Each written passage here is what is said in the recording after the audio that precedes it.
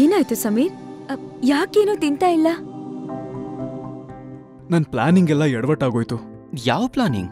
Higher ಸ್ಟಡೀಸ್ಗೆ ನಾನು ಫಾರಿನ್ಗೆ ಹೋಗ್ಬೇಕು. ಆದ್ರೆ ಅದಕ್ಕೆ ಅಂತ ನನ್ನ ಪೇರೆಂಟ್ಸ್ ಹತ್ರ ದುಡ್ಡು ತಗೋಬಾರ್ದಿತ್ತು. ಅದಕ್ಕೆ ನೀನು ಒಂದು ಆನ್ಲೈನ್ ಟ್ರೇಡಿಂಗ್ ಕೋರ್ಸಿಗೆ ಜಾಯ್ನ್ ಆಗಿದೆಯಲ್ಲ, ಅದರಿಂದ ನೀನು ಫೈನಾನ್ಷಿಯಲ್ ಮಾರ್ಕೆಟ್ ಅಲ್ಲಿ ಬೇಗ ಸಂಪಾದಿಸಬಹುದು ಅಂತ. ನಾನು ಹಾಗೆ ಯೋಚನೆ ಮಾಡಿದ್ದೆ. ಆ ಟ್ರೇಡಿಂಗ್ ಕೋರ್ಸ್ ವೆಬ್ಸೈಟ್ ಪ್ರಕಾರ ಅವ್ರು ಕಲ್ಸ್ಕೊಡೋ ಟ್ರೇಡಿಂಗ್ ಸ್ಟ್ರಾಟಜಿಯಿಂದ ಪ್ರತಿ ಹೂಡಿಕೆದಾರನಿಗೂ ಲಾಭ ಆಗಿದೆಯಂತೆ. ಅವರು ನನಗೆ ಅವ್ರ ಟ್ರೇಡಿಂಗ್ ಪ್ಲಾಟ್ಫಾರ್ಮ್ ಅಲ್ಲಿ ಟ್ರೇಡ್ ಮಾಡೋದಕ್ಕೆ ಸಲಹೆ ಕೊಟ್ರು.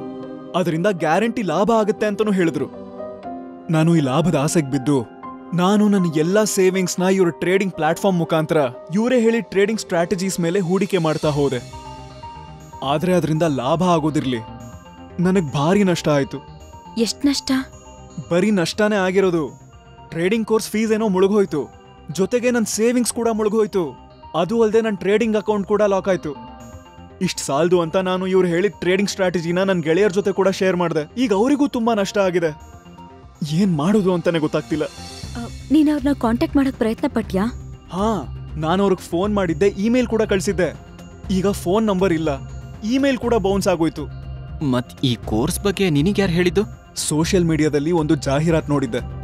ಅದರಲ್ಲಿ ಎಷ್ಟೋ ಜನ ಹೀಗೆ ಹೇಳ್ತಾ ಇದ್ರು, ಇವರ ಟ್ರೇಡಿಂಗ್ ಕೋರ್ಸಸ್ ಇಂದ ತಾವುಗಳು ತುಂಬಾ ದುಡ್ಡು ಮಾಡಿದ್ದಾರೆ ಅಂತ. ಅವರ ಟೆಸ್ಟಿಮೋನಿಯಲ್ಸ್ ಕೂಡ ಇತ್ತು.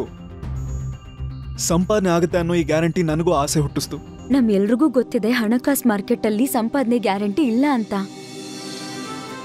ಇಂಥ ಟ್ರೇಡಿಂಗ್ ಕೋರ್ಸ್ ಅಥವಾ ಅನ್ರಿಜಿಸ್ಟರ್ಡ್ ಟ್ರೇಡಿಂಗ್ ಪ್ಲಾಟ್ಫಾರ್ಮ್ಸ್ ಅದು ಶಾರ್ಟ್ ರಿಟರ್ನ್ಸ್ ಬಗ್ಗೆ ಹೇಳ್ತಾರಲ್ಲ, ಅವರಿಂದ ಹುಷಾರಾಗಿರಿ.